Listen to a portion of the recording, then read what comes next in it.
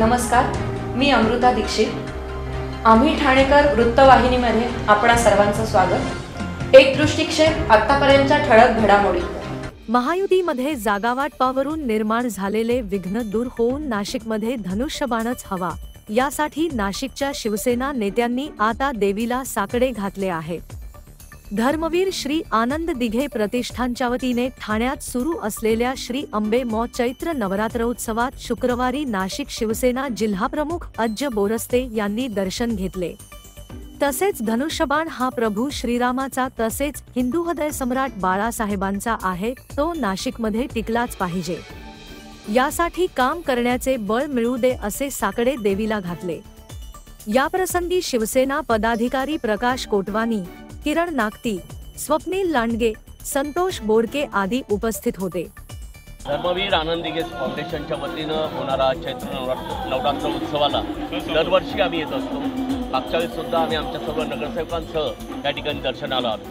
अत्यंत जागृत असं स्थान आहे आणि खरं तर साकडे घालायला आलो की ह्या देशाचे लाडके पंतप्रधान नरेंद्रजी मोदी यांनी जी घोषणा केली आहे की 400 पार, आणि खऱ्या अर्थानं महाराष्ट्रात आमचे लाडके मुख्यमंत्री एकनाथ शिंदे साहेबांनी सांगितलं आहे की महाराष्ट्र 45+ जागा देईल, तर तेच साकडं घालायला आज या देवी मातेकडे आम्ही आलो। धनुष्यबाण सुटू नये यासाठी काय प्रयत्न करणार? खासदार आता गोडसे नंतर तुमचं नाव पुढे येतंय, शिवसैनिकांमध्ये तुमचं नाव चर्चेचं आहे आणि भुजबळ यांना देखील आता त्या सीट दिली तर कुठं तर धोक्यात जाईल असं देखील समजतंय। नाही, मला असं वाटतं की देवीकडे आम्ही एकच प्रार्थना केली आहे की हा धनुष्यबाण हा साधासुद्धा धनुष्यबाण नाही, हा आमचे हृदय सम्राट आहे आदरणीय बाळासाहेब ठाकरे यांचा धनुष्यबाण आहे आणि हा टिकलाच पाहिजे, हा रामाचा धनुष्यबाण आहे। आणि मला निश्चितपणे खात्री आहे की नाशिक लोकसभा मतदारसंघ हा शिवसेनेला मानणारा लोकसभा मतदारसंघ आहे। इथला जो मतदार आहे हा शिवसेनेला मानणारा आहे।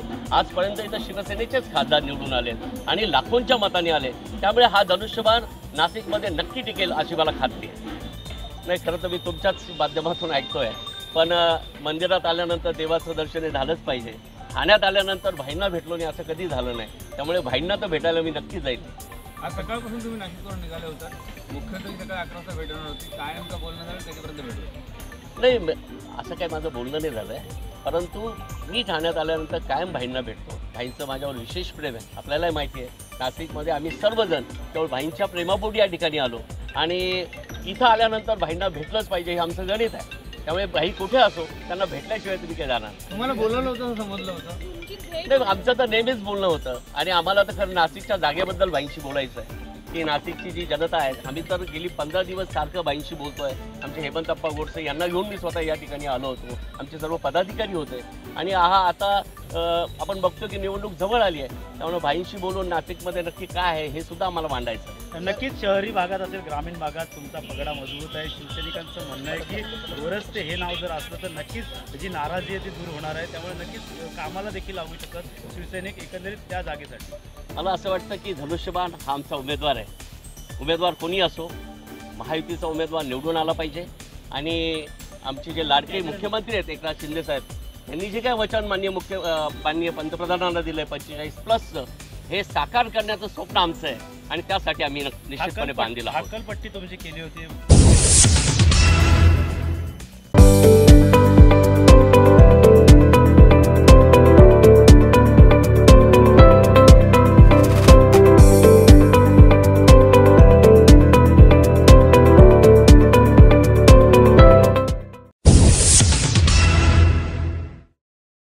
ठाणेकर मालमत्ता करदात्यांसाठी करातील व्याज माफी अभय योजना 31 डिसेंबर 2023 पर्यंत मालमत्ता करावरील 100% व्याज माफ, तसेच 1 जानेवारी ते 15 जानेवारी 2024 या कालावधीमध्ये मालमत्ता करावरील 75% व्याज माफ।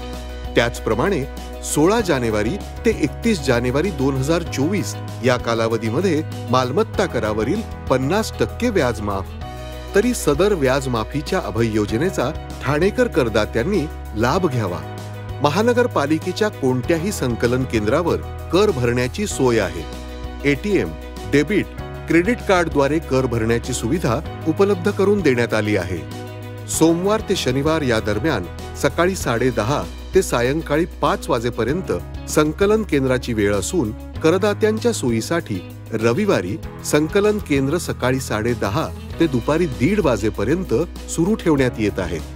यासोबतच ठाणे महानगरपालिकेच्या propertytax.thanecity.gov.in या संकेतस्थळावर ऑनलाईन पद्धतीने मालमत्ता कर भरण्याची सुविधा उपलब्ध करून देण्यात आली आहे. तसेच गुगल पे, फोन पे, पेटीएम आणि भीम ॲपद्वारे आपला कर सुलभतेने जमा करू शकता.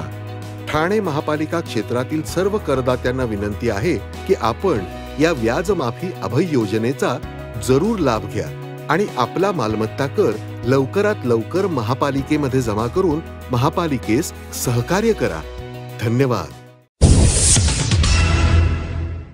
धोकादायक इमारती रिक्त करण्यासाठी तसेच आपत्कालीन परिस्थितीत नागरिकांच्या व्यवस्थेसाठी प्रमाणित कार्यपद्धती तयार करण्याचे निर्देश महापालिका आयुक्त सौरभ राव यांनी शुक्रवारी दिले. तसेच नैसर्गिक आपत्ती निवारण आणि नागरिकांची जीवितहानी टाळण्याच्या दृष्टिकोनातून 15 एप्रिलपासून अनधिकृत बांधकामे हटवण्याची मोहीम पुन्हा सुरू करण्याच्या सूचनाही राव यांनी दिल्या आहेत. आयुक्त सौरभ राव हे प्रत्येक प्रभाग समिती कार्यालयाला भेट देऊन तेथील कार्यपद्धती जाणून घेत आहेत. या उपक्रमात शुक्रवारी आयुक्त राव यांनी मुंब्रा आणि दिवा या 2 प्रभाग समितीची माहिती घेतली.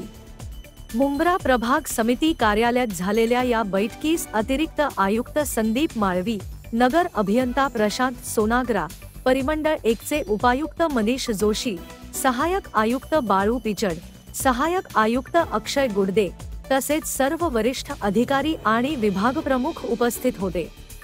गेल्या 15 महिन्यात मुंब्रा भागात अनधिकृत बांधकामाची संख्या 40 होती. त्यापैकी 8 इमारती पाडण्यात आल्या, 14 इमारती पाडण्याची कार्यवाही सुरू आहे, तर 18 इमारतीमध्ये कुटुंबे राहत आहेत. मुंब्रा येथील जुन्या आणि मोडकळीस आलेल्या इमारतींची संख्या मोठी आहे. त्यात अति धोकादायक 6 इमारती आहेत. त्यापैकी 4 इमारती रिकाम्या असून 2 अजूनही व्याप्त आहेत.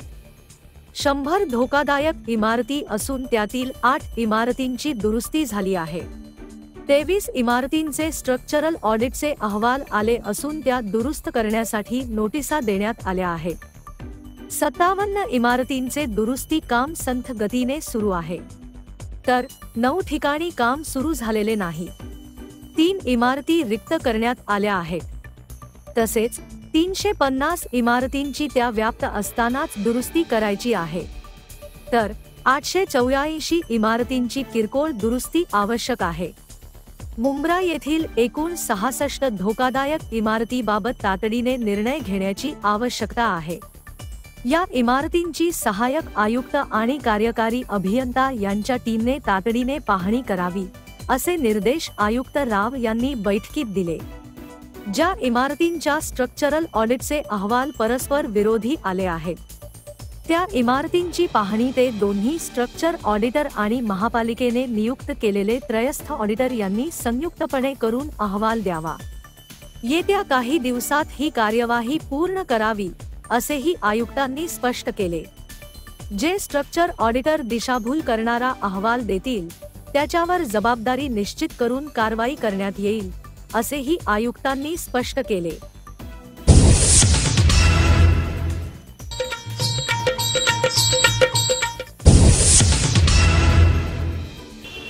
रसिका नमस्कार. मी मनाली देव. ठाणं म्हणजे माझं सर्वस्व. ठाण्यातच माझा जन्म. माझं शिक्षणही ठाण्यातलं. मी कथ्थक नृत्याचं शिक्षण घेतलं ते माझ्या गुरु डॉक्टर सोमंजिरी देव यांच्याकडनं, त्या ठाण्यातल्या. पुढे लग्न झालं पंडित मुकुंदराज देव यांच्याशी, ते ठाण्यातले. मी घडले ठाण्यात, वाढले ठाण्यात आणि अजूनही घडतेच आहे. अशा ठाण्याविषयी किती बोलू आणि किती नको असं खरं तर आहे. आज कथ्थकचे प्रोग्राम करण्यासाठी मी विदेशात जात असते, तरी आठवण असते ती ठाण्याची आणि कधी परत येते याची ओढ लागलेली असते. तर अशी मी ठाणेकर, आम्ही ठाणेकर.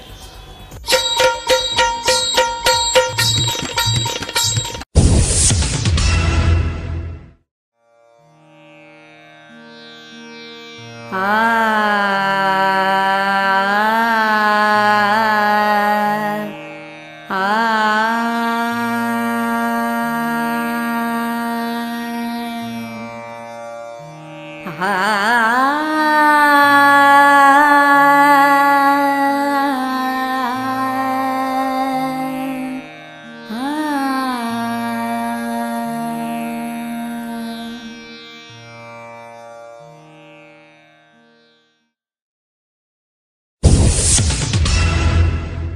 आम्ही ठाणेकर. आम्ही ठाणेकर. आम्ही ठाणेकर. आम्ही ठाणेकर. होय, ठाण्यात आम्हाला अभिमान आहे आणि होय आम्ही ठाणेकर.